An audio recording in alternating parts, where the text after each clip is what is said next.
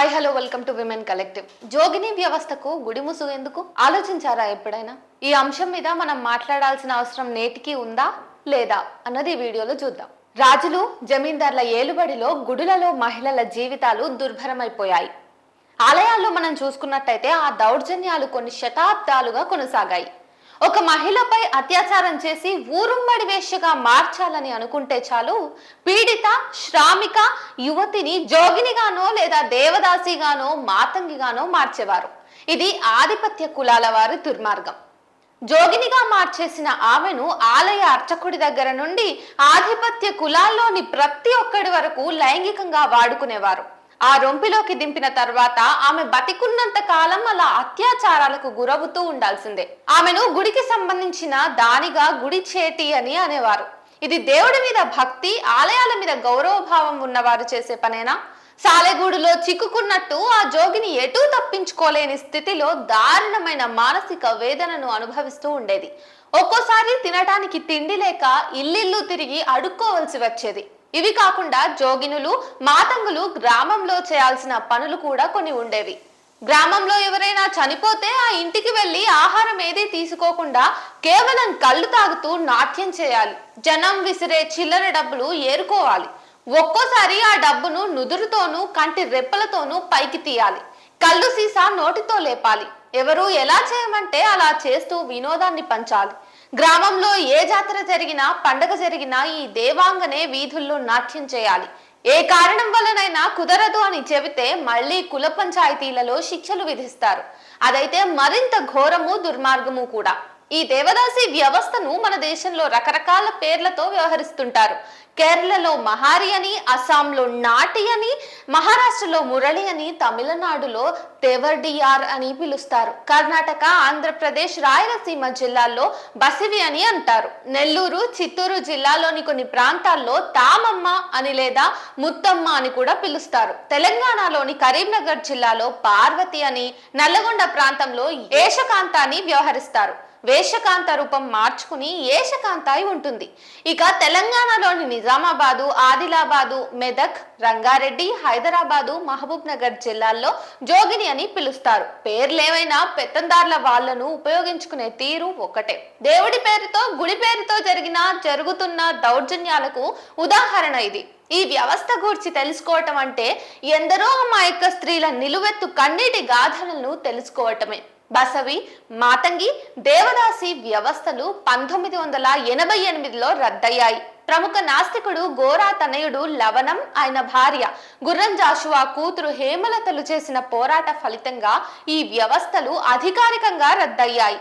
అయినా కూడా అనధికారికంగా అక్కడక్కడ కొనసాగుతూనే ఉన్నాయి. అసలు ఇంతెందుకు మనం మాట్లాడుకోవాలంటే తెలంగాణ ప్రభుత్వమే మహంకాళి బోనాల సందర్భంగా మాతంగిని ఆహ్వానించి ఆమెతో భవిష్యవాణి చెప్పించడం జరుగుతూ ఉంది. మనం చూస్తా ఉన్నాం. మానవ హక్కుల్ని కాలరాసే ఇలాంటి వ్యవస్థల గురించి న్యాయస్థానాలు ఎందుకు ఆలోచించవు అన్నది కూడా మనం పునరాలోచించాల్సిన అవసరం ఉంది. ఒక ఆడపిల్లను జోగినిగా మార్చాలంటే ఒక చిన్న సాకు చాలు.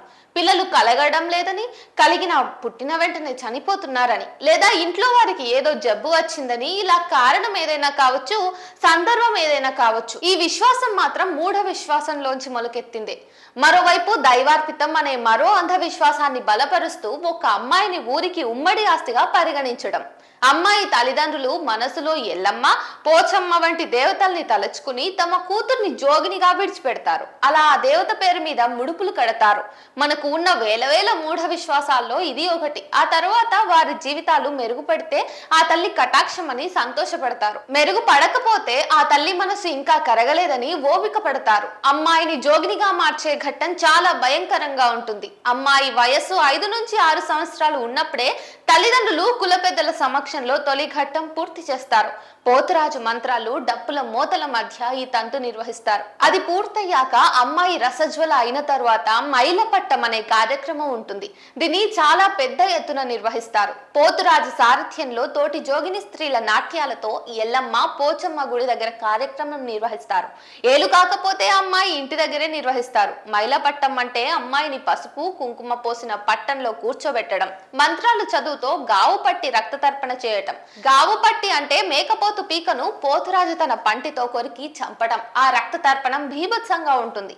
అలాంటి వాతావరణంలో ఆ ఊరి పెద్ద గాని పోతురాజు గాని ఆ అమ్మాయికి బావవరుస అయిన వ్యక్తి గాని తాళి కడతారు. దాంతో మైలపట్టం కార్యక్రమం పూర్తవుతుంది.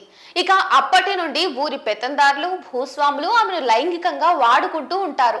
యవ్వనంలో ఉన్నంత వరకే ఏ మాతంగి ఏ దేవదాసి ఏ జోగిని జీవితమైనా తిండికి లోటు లేకుండా జరుగుతుంది.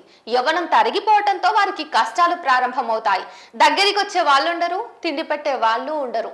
ఆవు మాంసం తింటే ఆవు తల్లి లాంటిది, అమ్మను ఎలా కోసుకుని తింటావురా అని అంటున్న వారు మహిళల్ని జోగిని పేర దేవునికి ఇచ్చి పెళ్లి చేసి దేవుడు తండ్రితో సమానమని అంటున్నారు. నిజమే, దేవుడు తండ్రి అయితే ఆయనను పెళ్లి చేసుకున్న జోగిని తల్లి కదా, అవుతుంది కదా, అంతే కదా. మరి ఆమె ఊరి పెత్తందారుల ఉమ్మడి సొత్తు ఎలా అయ్యింది? మతం, రాజకీయం, ఆర్థిక స్తోమత ఉన్న వాళ్ళంతా తాము దేన్నైనా ఎంతటి వారినైనా కొనేయగలమని, తాము చట్టాలకు అతీతులమని భ్రమపడుతున్నారు. పాలకుల అండదండలు కూడా వారికి లభిస్తూ ఉండటంతో ఈ మధ్య కాలంలో వారికి ధీమా పెరుగుతోంది. గుళ్ళలోకి లాక్కుపోయి అత్యాచారం చేస్తే విషయం బయటకి పొక్కదని కొందరు దుండగులు రెచ్చిపోతున్నారు. కొంతకాలం క్రితం ఆసిఫా విషయంలో అదే జరిగింది. ఆసిఫానే కాదు, అలాంటి పసిపాపలపై అత్యాచారాలు చేసి పాశవికంగా చంపేసిపోయే పవిత్ర భక్తులు పెరిగిపోతున్నారు. అంటే జరుగుతున్నదేంటి? మనువాదం పాలకుల అండదండలతో 1000 పడగలతో కాదు, కోట్ల పడగలతో విస్తరిస్తోంది. ఆసిఫా ఒక ఉదాహరణ మాత్రమే. అలాంటి ఘోరాలు ప్రార్థనా స్థలాల్లో ఎన్నో జరుగుతున్నాయి.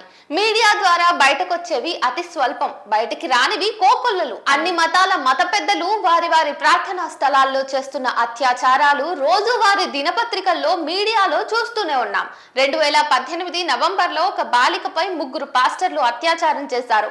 మంగళూరుకు చెందిన 3 పాస్టర్లపై పోలీసులు పోక్సో చట్టం కింద కేసు నమోదు చేశారు. పాస్టర్ల పేర్లను పత్రికలు ప్రచురించాయి. వారు Joshua Amman, Sebastian, Bennett Amman. ఇక నన్ పై అత్యాచారం చేసి అరెస్ట్ అయిన బిషప్ ఫ్రాంకో ములక్కల్ సంచలన వార్త సృష్టికర్తగా దేశంలో ప్రసిద్ధుడయ్యాడు. ఆంధ్రప్రదేశ్ విజయవాడలో ప్రకాష్ నగర్ లోని హరిహర క్షేత్రం ప్రక్కన గల దేవాలయంలోని పూజారి గుడికి వచ్చిన ఓ అమ్మాయిపై కన్నేశాడు. పూజ చేయిస్తానని మాయమాటలు చెప్పి పక్క గదిలోకి తీసుకెళ్లి అసభ్యంగా ప్రవర్తించాడు. దూరంలో ఉండి గమనిస్తున్న ఆ అమ్మాయి సోదరి విషయం గ్రహించి అల్లరి చేసింది. గుడికి వచ్చిన భక్తులందరి దృష్టి ఆ గది మీద పడింది.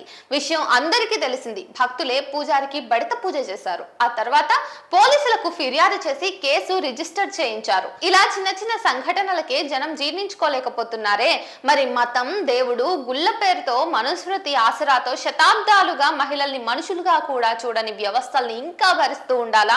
ఇప్పటికైనా సరిదిద్దుకోవాల్సిన పని లేదా? చివరి దశలో అంతులేని సుఖ వ్యాధులకు గురై మాతంగులు, జోగినులు, దేవదాసీలు దుర్భరమైన చావులు చావాల్సిందేనా? వారు చనిపోయినా కూడా వారికి పుట్టిన బిడ్డల పరిస్థితి కూడా అంతే కావాలా? ఊళ్ళో చిన్న పెద్ద పేద ధనిక వర్గాలన్నింటినీ కలుపుతూ పోతూ లైంగికంగా బలవుతూ బతికే ఇలాంటి జీవితాల గురించి ఏ ప్రభుత్వము ఎందుకు పట్టించుకోవట్లేదు? ఇందులో వారికి గొప్ప సోషలిజం ఏమైనా కనిపించిందా? ఇక్కడ మానవ హక్కులు ధ్వంసమయ్యాయి, జీవితాలు బుగ్గైపోయాయి. నాగరిక ప్రపంచం మీద ఒక అనైతికత ఉమ్మేస్తుంది. నివారించాల్సింది పోయి అవే మూఢనమ్మకాల్ని, విశ్వాసాల్ని ప్రోత్సహిస్తూ ఉంటామా? సిగ్గుచేటే కదా. దేవుడి మహిమల గూర్చి, ఆలయాల పవిత్రత గూర్చి గొప్పలు చెప్పే మత పెద్దలు ఈ విషయం గూర్చి ఎన్నడూ ఎందుకు నోరెత్తరు? ఒకవైపు ఆలయ వ్యవస్థ, మరోవైపు రాచరిక భూస్వామ్య వ్యవస్థలు, పేదల అంధవిశ్వాసాలు కలిసికట్టుగా పెంచి పోషించిన అధికారిక పడుపు వృత్తిని నిరసించే పని లేదా? బాధ్యత గల సామాజిక కార్యకర్తలు కొందరు నడుం బిగించి దాని తీవ్రతను తగ్గించగలిగారు, కానీ పూర్తి ఫలితాలు రాలేదన్నది వాస్తవం. భక్తి పేరుతో వంచే వాళ్ళను కఠినంగా శిక్షించాలి.